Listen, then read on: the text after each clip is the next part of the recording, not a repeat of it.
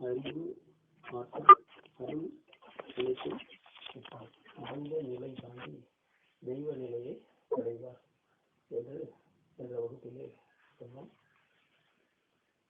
ஆண்டவர் ஏற்கனவே அனைத்தையும் கொடுத்து விட்டார், எல்லா ஆற்றல்களையும் நமக்கு கொடுத்து விட்டார். ஆனால் நம்மால் அதை எடுத்துக்கொள்ள முடியவில்லை. வள்ளலார் எடுத்துக்கொண்டார், பெற்றுக்கொண்டார். நம்மால் அதை பெற முடியவில்லை. எங்கோ ஒரு குறை இருக்கின்றது. என்ன அந்த குறை என்பதற்கு தெளிவான விடையை வள்ளல் பெருமான் இந்த 2 அடிகள் கொண்ட வகையிலே நமக்கு காட்டுகின்றார். என்ன அந்த குறை என்றால்,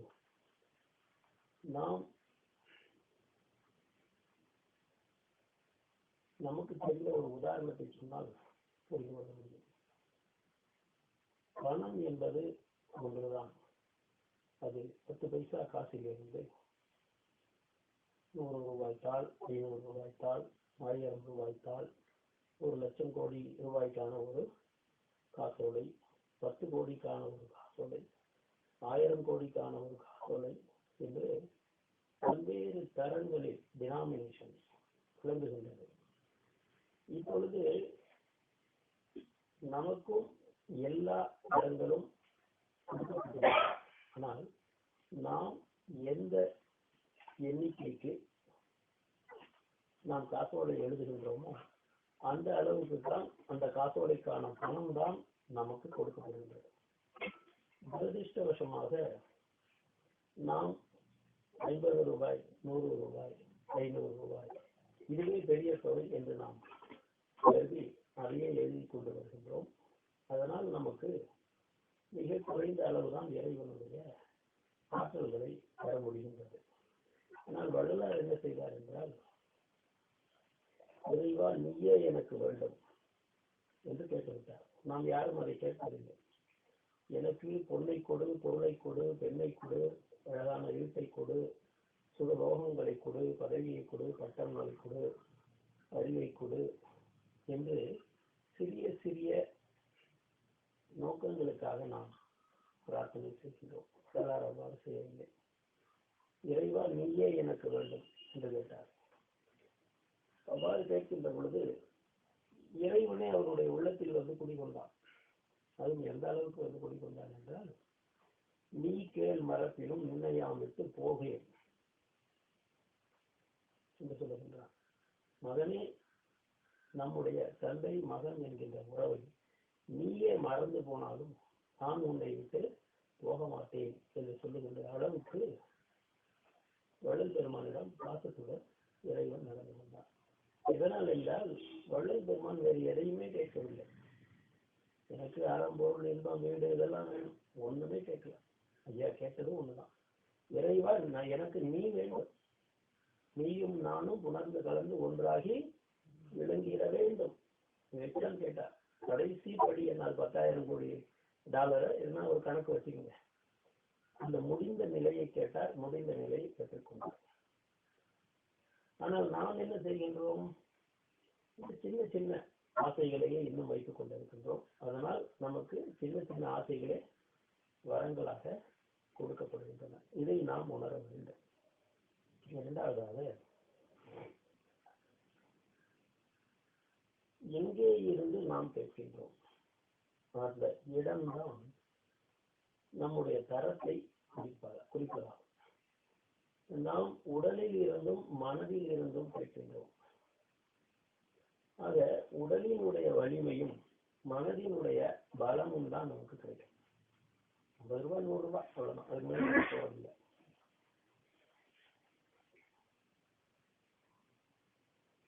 வள்ளல் பெருமான் எங்கே இருந்து கேட்டார் என்பதை அருட்பாவிலே பல பாடல்களில் நமக்கு குறித்திருக்கின்றார். குறிப்பாக ஒரு பாடலை நாம் காண்போம். வேதாந்த நிலை நாடி விரைந்து முயன்று அறியேன், மெய்வகையும் கைவகையும் செய்வகையும் அறியேன், நாதாந்த திருவீதி நடந்திடுதற்கறியேன், நான் ஆர் என்று அறியேன், என் கோன் யார் என்று அறியேன், போதாந்த திருநாடு புகவறியேன் ஞான பூரண ஆதாயம் என்னும் பொதுவை அறிவேனோ ஏதாந்தியேன் சரிதம் எங்கனும் நான் புகுவேன் யார் குறைப்பேன் என்ன செய்வேன் ஏதும் அறிந்திலனே.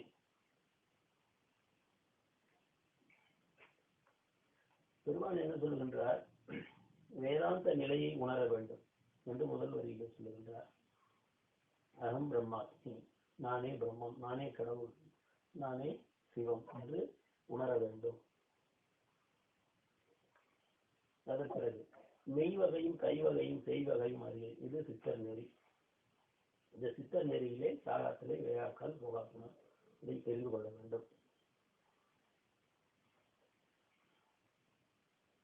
நாதாந்த திருவீதி நடந்திடுவதற்கரிய நாதாந்த நிலை என்பது என்ன என்பதை தெரிந்து கொள்ள வேண்டும். நான் ஆர் என்று அறியேன், என் கோன் யார் என்று அறியேன். ஆத்மாவையும் பரமாத்மாவையும் உள்ளபடி உணர வேண்டும். போதாந்த திருநாடு புகவறியேன். போதாந்தம் என்பது என்ன என்கின்ற நிலையை பல்வேறு பாடல்களில் சொல்கிறார். அந்த இடத்திற்கு தாண்டி செல்ல வேண்டும். கடைசியாக ஞான பூரண ஆகாயம் எனும் பொதுவை அறிய வேண்டும். ஆக இந்த ஞான பூரண ஆகாயம் என்பதைத்தான் இந்த கண்ணிலே சொல்கின்றார். அதை அடைவதற்கு முன் எத்தனை நிலைகளை சொல்லுகின்றார்? வேதாந்த நிலை, சித்தர் நிலை, நாதாந்த நிலை, அதற்கு பிறகு போதாந்த நிலை. இத்தனை 6 அண்டங்களையும் கடந்து 7வதாக சுப்பசன்மார்க்கத்திற்கு பெருமான் வருகின்றார். ஆக உள்ளே செல்லுகின்ற இந்த பாதையானது மிக நெடியது. அவை முழுவதையும் நாம் காண வேண்டும்.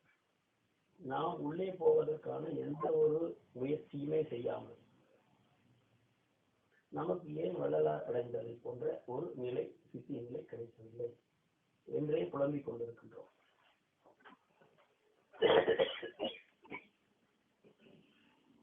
வாயிற்படியே நமக்கு இன்னும் திறக்கவில்லை. உள்ளே நாம் புகவே இல்லை.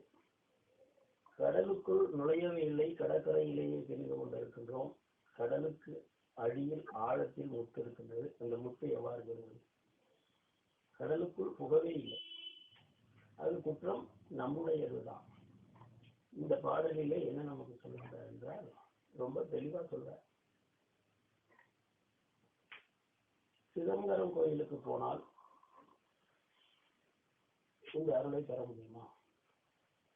உத்தரஞான சிதம்பரம் என்னும் வடலூர் கோயிலுக்கு போனால் இந்த சித்திகளை அடைய முடியுமா என்றால் பெருமான் சொல்லுகிறார்,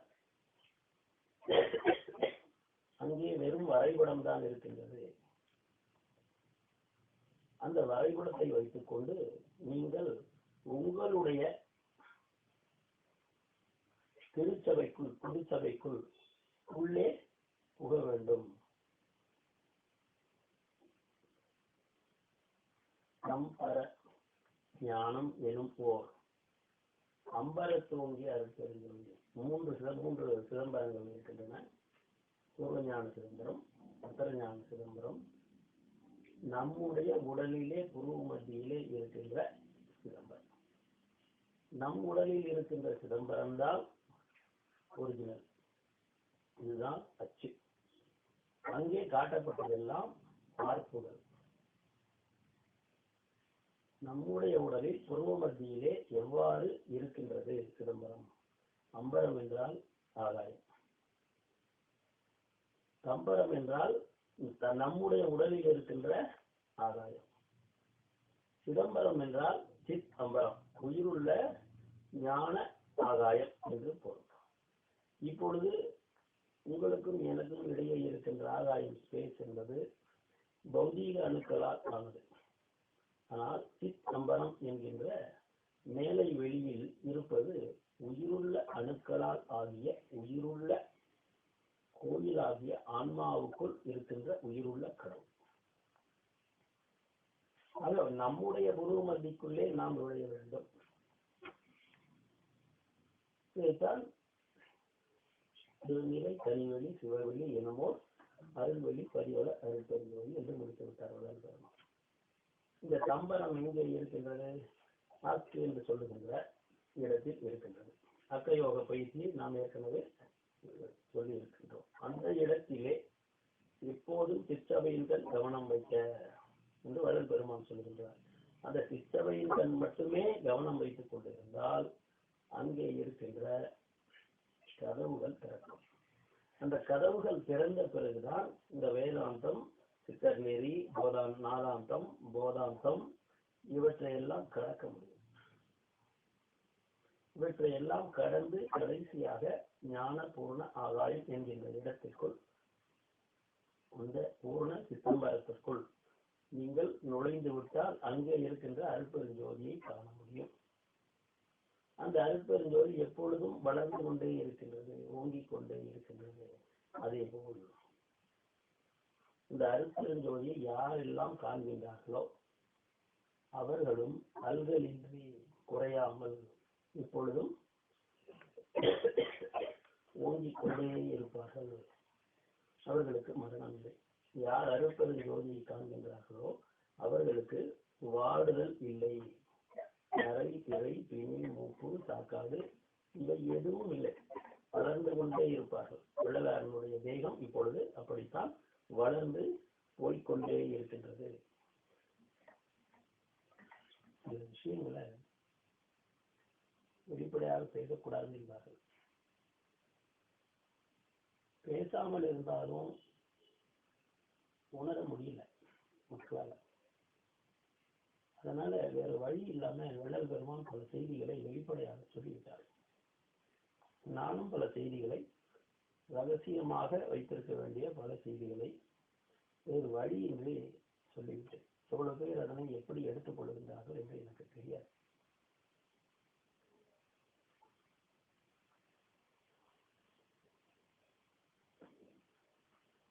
ஐயா, இந்த நரை திரை மாறும்,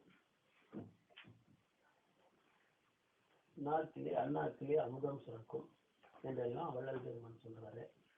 இதெல்லாம் நிஜமா? யாருக்காவது அவ்வாறு ஆகியிருக்கின்றதா என்று கேட்டால் நிறைய பேருக்கு ஆகும். ஆனால் யாரும் இந்த செய்தியை வெளிப்படையாக சொல்வதில்லை. ஒரு பெரியவர் வந்தார். அவர் சத்தியம் சொல்கின்றார் என்று எனக்கு தெரியும். அவர் சொன்னார், ஐயா, வள்ளலாரனுடைய சுத்த சன்மார்க்க கொள்கையை மட்டுமே பேசிக்கொண்டு பாடிக்கொண்டு நினைத்துக் கொண்டு இருந்தால் மறுநாள் பார்த்தா ஒரு 100-150 நரைச்ச முடி மீண்டு கட்ட முடியாது. ஒரு வாரம் 10 நாள் அதே சிந்தனையில் இருந்தால் நன்றாக தெரிகின்றது. பார்க்கின்றவர்கள் கேட்கின்றார்கள், என்ன திடீர்னு இளமை தோற்றமா இருக்கு, முன்ன நரைச்சிருந்தது, டை அடிக்கிறீங்களா என்று கேட்கின்றார்கள். இது நன்றாக தெரிகிறது. அன்றாட ஒவ்வொரு நாளும் நடக்கின்றது. நாட்டிலே இனிப்பாக இருக்கின்றது. ஒரு 10 நாள் உலகியல் சார்ந்து வேறு வேலையை செய்ய சென்று விட்டால், சன்மார்க்கத்தை மறந்து விட்டால் மீண்டும் நிறைய விடுகிறது. இப்படி ஒரு பெரியவரிடம் வந்து சொன்னார், இதற்கு என்ன செய்வது ஐயா, குடும்பத்திலிருந்து தனியாக போய்விடலாமா என்று நினைக்கின்றேன் என்றார். இப்படிப்பட்ட சிக்கல்கள் எல்லாம் எந்த ஞான மார்க்கத்திற்கு நீங்கள் சென்றாலும் வரத்தான் செய்யும். குடும்பத்தில் இருந்து நீங்கள் போவதனால பெரிதாக ஒன்றும் பாதிப்பு ஏற்பட்டு விடாது. நீங்கள் இந்த சிந்தனையில் இருக்கின்றீர்களா, அது கூட 2ஆம் பட்சம். முதல் தேவை என்னவென்றால் ஆழமான நம்பிக்கை. சொல்றாரு இல்லையா, படமாட்டேன், உயர் சிறிதும் படமாட்டேன், பயப்பட மாட்டேன், நான் சாக மாட்டேன். அந்த நம்பிக்கை அழியாமல் உங்களுக்கு இருக்க வேண்டும். அந்த நம்பிக்கை இல்லை என்றால் நீங்க எந்த மார்க்கத்துக்கு போய் ஒன்றும் செய்ய முடியாது. ஏற்கனவே நம்முடைய மரபணுக்கள், ஜீன்ஸ் என்று சொல்லப்படுகின்ற மரபணுக்கள் வரை பாய்ந்திருக்கின்றது இந்த விஷம். நம்முடைய பெற்றோர்களிடமிருந்து அவர்களுடைய பெற்றோர்களிடமிருந்து இப்படி வாங்கி கொண்டு வந்திருக்கின்றோம் இந்த ஆழகால விஷத்தை. அந்த விஷத்தை எங்கே இருந்து தெளி எறிய வேண்டும்? மரபணுக்களில் இருந்து நீக்க வேண்டும். என்றால் எந்த அளவுக்கு ஆழமான நம்பிக்கை வேண்டும்? சுத்த சிவநிலைன்னு இதான் பார்த்தேன். இந்த ஒரு 30 பாட்டு மேல இருக்கும். நீங்க அது மட்டும் படிச்சுப்பாங்க. தினம் ஒரு தடவை இந்த சுத்த சிவ நிலை ஆராய்ச்சி இருக்கு, அதை மட்டும் படிச்சு பாருங்க. அது மாதிரி கடைசி சொல்றார், பொய்யென்று நினைக்கின்றதா கோமின் புறக்கடலில். ஐயாவுக்கு கோபமே வராது, அவருக்கே கோபம் வருது. போடா வெளியே, வராது இங்க, ஆடாதி சற்றும் அசையாதி வேறொன்றை நாடாதி அப்படின்றார் இன்னொரு பாட்டுல. இந்த பாட்டுல கோவின் புறக்கடைங்கிறாரு. அவர் சொல்றாரு, இன்னைக்கு இந்த வினாடி சொல்லு, கருப்பெருஞ்சோதி ஆண்டவர் உன்னுடைய உடலிலே புகுந்து கொண்டு உனக்கு மரணங்களா பெறுவாள் தருவார். எத்தாரை எழுப்புதல் எட்டாம் எதனால் ஆகும் என்றால், நான் என்னடா எழுப்புறது, நான் மேல போட்டிட்டு இருக்கிற கம்பளம், அதை தூக்கி போட்டு அது செய்யுங்கிற. அவ்வளவு கோபமா பேசுறாரு. போது அவருக்கு அவ்வளவு நிறைய மக்கள் எவ்வளவு சொன்னாலும் புரிஞ்சுக்கிறது இல்லை. எல்லாம் தனக்கு தான் தெரியும் என்கின்ற அந்த ஆணவம் பெரியவங்க சொல்றதுல ஒரு நம்பிக்கையை ஏற்படுத்துவது இல்லை. அந்த நம்பிக்கை முதலில் வர வேண்டும்.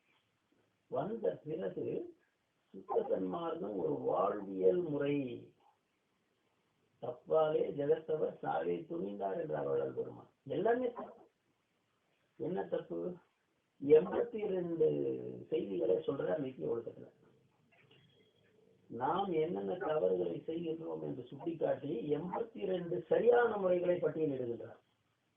மற்றவங்க தப்பு சொல்லிடுவாங்க, அவ்வளவுதான். நான் வள்ளல் பெருமான் அப்படி இல்லை. இந்த இடத்துல நீ இப்படி தப்பு செய்யற, இப்படி தூங்கக்கூடாது, நீ இப்படி தூங்குற, இப்படி சாப்பிடக்கூடாது, நீ இப்படி சாப்பிடுற, இப்படி நடக்கக்கூடாது, இப்படி நடக்கிற, இப்படி ஒண்ணுக்கு போக கூடாது, அப்படி போற, இதெல்லாம் கூட சொல்லிட்டேன். இப்படி 2க்கு போக கூடாது, அது கூட பண்ணிட்டு இப்படி பண்ணு, அது கூட சொல்லிட்டேன். சொல்லாததே கிடையாது. நித்திய ஒழுக்கத்திலையும் ஜீவகாரண்ய ஒழுக்கத்திலையும் பெருமான் எல்லாத்தையுமே பட்டியல் போட்டு சொல்லிட்டார். அது என்ன கத்துக்கினாலும் இல்ல, நான் திருந்த மாட்டேன் என்று நம்முடைய மக்கள் ரொம்ப விரதமா அடம் பிடிக்கிறாங்க. இது என்ன செய்ய முடியும்?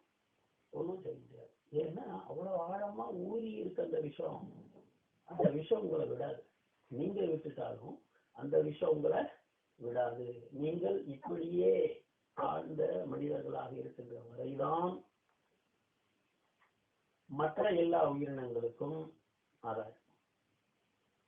எப்படி ஒரு ஜனநாயக நாட்டுல மக்கள் முட்டாள்களாக இருக்கின்ற வரை அரசியல்வாதிகளும் அவர்களை ஏய்ப்பதற்கு எளிமையாக இருக்கும்.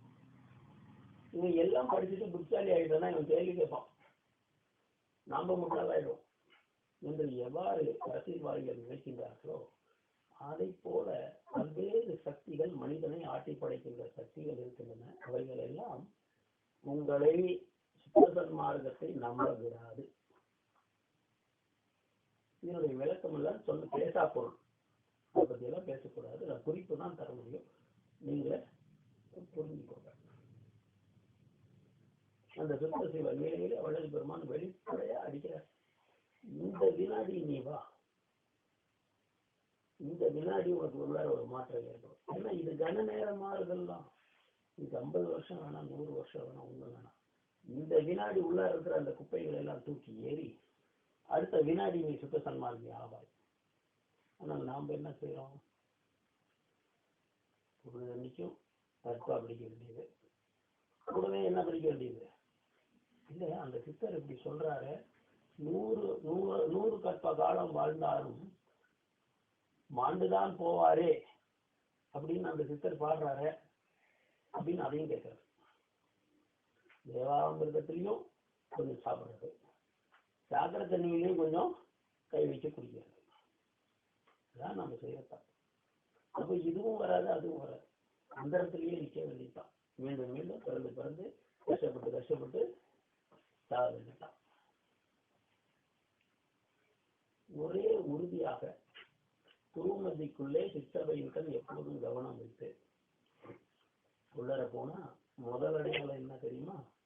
இந்த பாட்டுக்கு முதல் பாட்டுல ஐயா சொல்லுவார், இந்த உலக வாழ்க்கைக்கு தேவையான 2 கருவி. ஒரு கருவி மனம், அந்த மனசினுடைய இரண்டு தூண்கள், இரண்டு கால்கள் என்ன அப்படின்னா காலம், இடம். அதனாலதான் ஆதி தமிழர்கள் தொல்காப்பியத்தில் எடுக்கணும்னு என்ன சொல்லுவான்,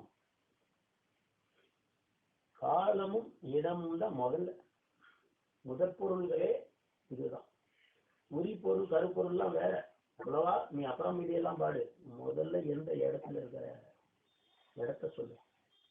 5 இடங்கள் சொல்லுவோம். முல்லை, குறிஞ்சி, நெய்தல், மருதம், இப்படி சொல்றோம் பார்த்தீங்களா, அதெல்லாம் இடம். அப்புறம் பெரும்பொழுது, சிறுபொழுது, இது என்ன கார்காலமா வேணிக்காலமா, அதை சொல்லும். அப்புறம் காலையா மாலையா, அந்த குறிப்பு தரணும். அதுக்கு பிறகுதான் நீதி சமாச்சாரம் தான். தலைவி தலைவனுடைய கூற்று, இல்ல தோழி மாங்கர் கூற்று, இதெல்லாம் பின்னால்தான். முதல் பொருள் என்ன, இடம் காலம் இருந்தாலும் இந்த உலகத்துல நீ படிக்க முடியும், இல்லைன்னா படிக்க முடியாது. அதனாலதான் தொல்காப்பியர் அந்த மாதிரி இருக்கு. தொல்காப்பியருக்கு முன்னாலே இருந்து இப்படியே இருக்கு. ஆனால் நல்லா தெரிஞ்சுக்கோங்க, ஆன்மீகத்துல உள்ள நம்ம போகின்ற பொழுது இதே மாதிரி 5 இடங்கள் உண்டு, நிலங்கள் உண்டு. அது நீங்க எப்ப படிச்சீங்கன்னா தெரியும். ஒரு நாளைக்கு தனியா ஏற்கனவே பேசியிருக்கோம், ஒரு நாளைக்கு சொல்றேன். உள்ளே பாலை நிலம் உண்டு, நெய்தல் உண்டு, மருதம் உண்டு, குறிஞ்சி உண்டு. அந்த 5 நிலங்களை பற்றியும் வள்ளல் பெருமான் நமக்கு விளக்க சொல்றார். இந்த 5 நிலங்களை கடந்து அப்பால் செல்கின்ற பொழுது என்ன ஆகும்னா, இருந்த திசை சொல்ல அறியேன், எங்குருவேன் என்ன செய்வோம் ஏதும் அறிந்தேன் ஒரு பாட்டில சொன்னார். இதுதான் அனுபவம். இப்போ நம்ம எங்க இருக்கோம், சேலத்துல அர்லன்ஸ்ல குப்சாமையா வீட்டு மாடியில இருக்கும். இது இடம் உங்களுக்கு தெரியும். இப்பொழுது என்ன நேரம் இருக்கும், மதியானம் சுமார் 1 மணி இருக்கும். இது உங்களுக்கு கடிகாரத்தை பார்க்காமலே தெரியுது இல்லைங்களா. இந்த 2 உணர்வு இருந்தால் தான் வீட்டுக்கு போய் சேர முடியும். இங்கிருந்து சங்ககிரிக்கு போகணும்னா அந்த சங்ககிரி பஸ்ல ஏறி போகணும், இல்லை அந்த சங்ககிரி பாதையில உங்க உந்து வண்டியில நீங்க போகணும். இந்த திசை தெரியலன்னா எப்படி வீட்டுக்கு போய் சேருங்க, போய் சேர முடியாது. ஆக காலமும் திசையும் தெரியணும். எதற்கு, இந்த உலகில் வாழ்வதற்கு. ஆனால் இந்த 2மே ஆன்மீகத்தில் தடைகள். காலத்தை கிடக்கணும், இடத்தை கிடக்கணும். இந்த இடம் என்கின்ற ஒரு எந்த விதமான ஒரு அடையாளமும் இல்லாத வெறும் பால்வெளி, வெட்ட வெளியா இருக்கும். அந்த இடத்துக்கு போன உடனே பழக்கம் இல்லாததுனால திசை தெரியலையே, எங்க இருக்கோன்னு தெரியலையே. நீங்க நிறைய பேரை பார்த்துருக்கீங்க, மயக்கம் வந்து விழுந்துட்டாங்கன்னா மயக்கம் தெரிஞ்சு சினிமாவிலேயே நிறைய பார்த்துருக்கீங்க. மயக்கம் தெரிஞ்சவொடனே முதல்ல என்ன கேட்பாங்க, நான் எங்க இருக்கேன். அதுதான் மனம் வேலை செய்ய முடியும். ஆனால் மனம் வேலை செய்தால் தியானம் அல்ல. மனசை ஒழிக்கிறதுக்கு பேர் தான் தியானம். பெருமான் தியானத்துக்கு அற்புதமான வரையறை கொடுத்திருக்கிறார். என்னது, இன்று வருமோ நாளைக்கு வருமோ அல்லது மற்ற என்று வருமோ என்ன, துன்றுமல வெம்மாயற்று வெளிக்கு உள்வெளி கடந்து சும்மா இருக்கும் சுகம். அந்த உள்வெளியை கடக்கிறது தான் கஷ்டம். அந்த உள்வெளியை அனுபவத்தாலதான் கிடைக்க முடியும். படிப்பினால கடக்க முடியாது, பேச்சினால கடக்க முடியாது. அனுபவத்துல உள்ளார போய் நீங்க அந்த இடத்துக்கு போகும்போது முதல்ல சுகம் வராது. பெருமானுக்கு வரல. என்ன சொல்ற, இருந்த திசை சொல்லாரியே. இங்க என்ன பேனிக் சிச்சுவேஷன். பேனிக் சிச்சுவேஷன் பயமா இருக்கும், பயமா இருக்கும். அதான் உயிரினுடைய பயம், மனசினுடைய பயம் இல்ல, உயிரினுடைய பயம் அது. அந்த இடத்துல குருவனுடைய நினைப்பு வரணும், கடவுளுடைய நினைப்பு வரணும். வந்தா கஷ்டம், இல்லைன்னா அப்படி இந்த பயத்துக்கு தியானமும் அபாயமான வழிதான். அப்படி எத்தனையோ பேர் போயிருக்கோம். அதுக்குதான் வள்ளலார் மாதிரி ஒரு குருவை பிடிச்சிக்கிட்டு நாம அந்த வெட்ட வெளிக்குள்ளார நுழைஞ்சிட்டோம்னா குருவனுடைய கையை பிடிச்சிட்டோம்னு வச்சுங்களேன், அவர் கூட்டிட்டு போயிடுவார். அதுவரை நம் முயற்சி. அதன் பிறகு குருவினுடைய முயற்சி. ஆக அந்த இடத்துக்கு நம்ம போயிட்டோம்னா சுகம் மட்டுமல்ல, நீங்க கேட்கறது எல்லாமே கிடைக்கும். முக்தி, சித்தி, இறைநிலை, எங்களில் ஆற்றல், என்னென்ன கொடுக்குற அதை வெள்ளலா இருக்கு மாட்டார், எல்லாத்தையும் நமக்கு கொடுப்பார். வெள்ளலா தான் வரம் வாங்கிட்டு வர.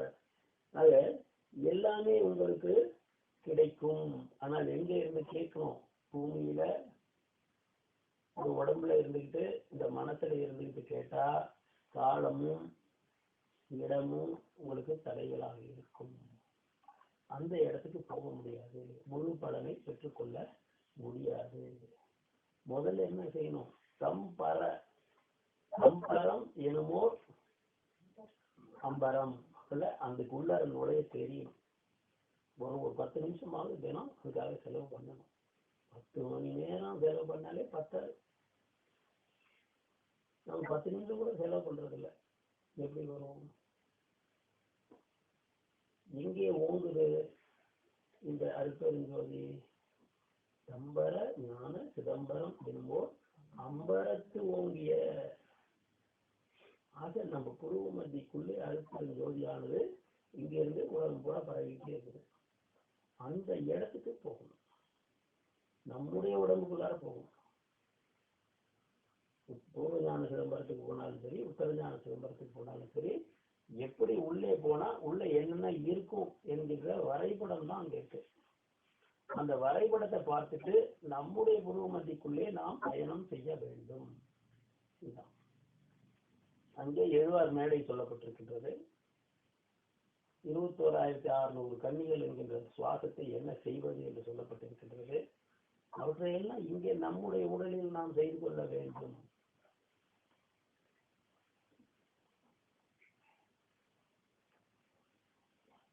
ஆக அம்பரம் என்றால் ஆகாயம். இந்த ஆகாயம் எத்தனை வகை? எண்ணிலா வான்வெளிங்கிற எண்ணிக்கை இல்லாத வானங்கள் உண்டு. அதுல முதல் கடைசி ஆகாயம் எது?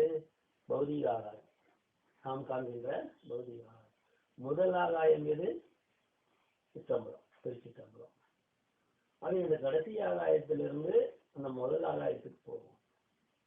அந்த முதல் ஆகாயத்துக்கு போயிட்டா அதற்கு பிறகு நீங்கள் கேட்கறதெல்லாம் நடக்கும். உங்களுடைய இளமை தக்க வைக்கப்படும். உங்களுடைய உயிர் உங்களுக்கு சொந்தமாகும்.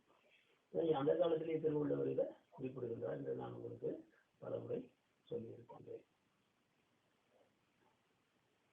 இதனை வடமொழியாகிய சமஸ்கிருதம் தமிழ்நாட்டுக்குள்ளார ஒரு புயல் போல் பிரவேசித்தது. ஒரு 18 நூற்றாண்டுகள் தமிழகம் எங்கும் இருக்கின்ற எல்லா ஊர் பெயர்கள் எல்லாம் வடமொழியாக்கப்பட்டன.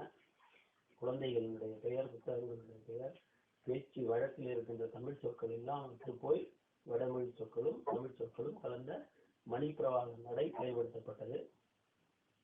அவ்வாறு ஏற்பட்டதுல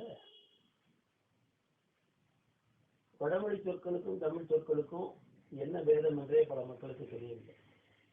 ஆனால் திருக்குறள் இந்த வடமொழி தமிழ் ஆதிக்கத்திற்கு முன்னால் எழுதப்பட்ட ஒரு நூல் என்பது அடியனுடைய அபிப்பிராயம். இதற்கு என்ன காரணம் என்றால், இந்த சிதம்பரம் என்கின்ற சொல் பல்வேறு இலக்கணங்கள், பல்வேறு ஞான நூல்களில் குறிப்பிடப்படுகின்றது. சிதம்பரம் கோயில் கட்டி ஒரு 2000 வருடம் இருக்கும். ஆனால் வள்ளுவர் என்ன சொல்லுகின்றார்? நுண்மான் நுழை விளங்குகிறார். நுண்மான் என்று சொல்லுகின்றார். சிதம்பரம் என்கின்ற வடமொழிக்கு நுண்மான் என்று தூய தமிழிலே ஒரு வார்த்தையை வள்ளுவர் கொடுக்கின்றார். திருக்குறள் முழுவதிலும் பார்த்தா ஒரே ஒரு வடசொல் கூட இல்லை.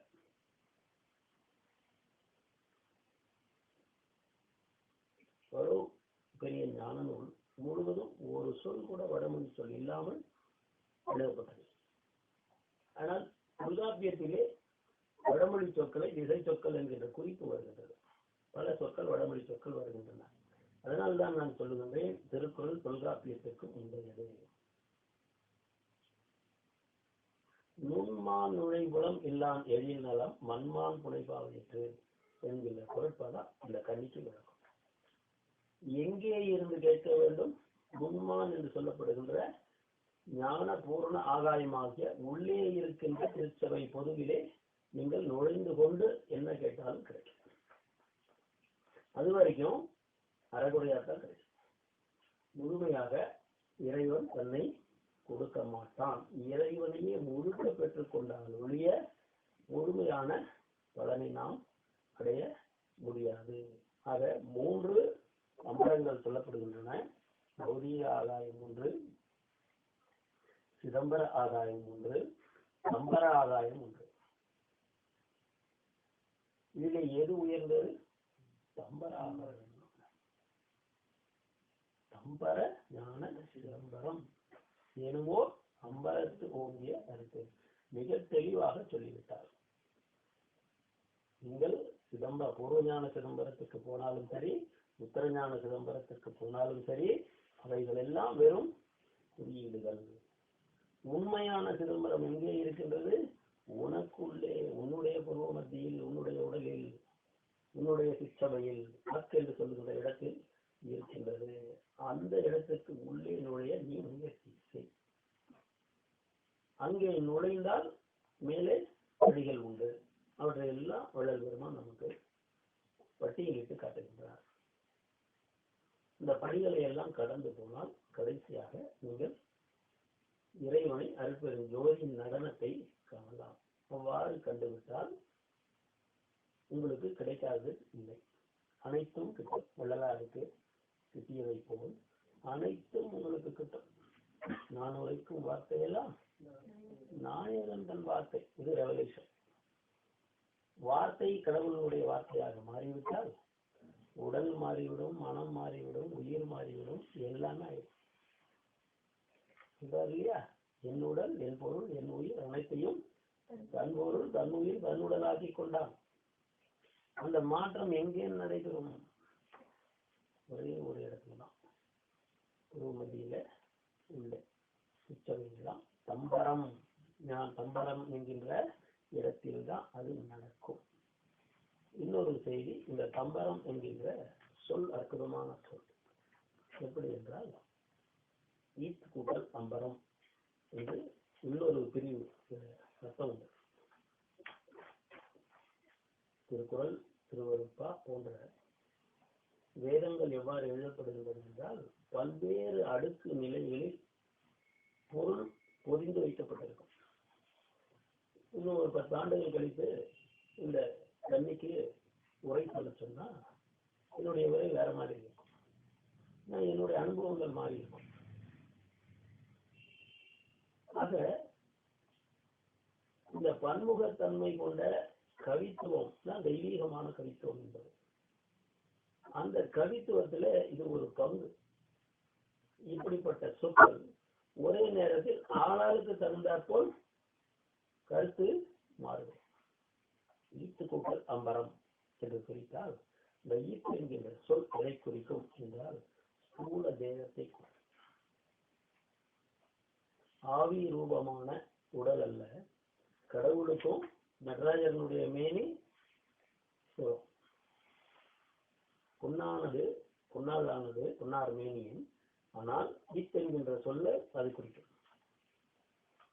இப்போ ஆரம்பத்துல ஞான உருவாளா என்கின்றார், உண்மைதான். ஆனால் அந்த ஞான உரு இப்பொழுது நமக்கு இருக்கின்றதா? இல்லை. நமக்கு இருப்பது 7 தாதுக்களாலான உடல். இதனை மாற்றி அமைத்துக் கொள்ள வேண்டும். எவ்வாறு? சுத்ததேகமாக்கிக் கொள்ள வேண்டும். சுத்ததேகமாகின்ற பொழுது இது பொன்வண்ணமாகும், நடராஜனுடைய மேனியை போல். அதற்கு பிறகு ஓங்கார வடிவம் வரும். கடைசியாக அருட்பெரும் ஜோதி வடிவம் கிடைக்கும். அதுதான் ஒளி வேகம் என்று சொல்வது.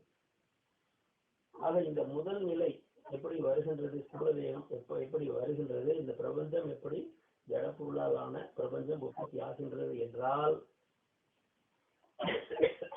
இந்த தம்பரம் என்று சொல்லப்படுகின்ற வானத்தில் இருந்துதான். நல்ல கவனிங்க. வள்ளுவரும் சரி, வள்ளலாரும் சரி, நேரே பார்த்து அனுபவித்ததை மட்டும்தான் எழுதுகிறார். எவ்வாறு இந்த படைப்பு கிரமத்தை அவர்கள் காட்டுகின்றார்கள்? முதல்ல கடவுள் வாழ்த்து. அந்த கடவுள் வாழ்த்து அருட்பெரும் ஜோதியை பற்றியது. சரி,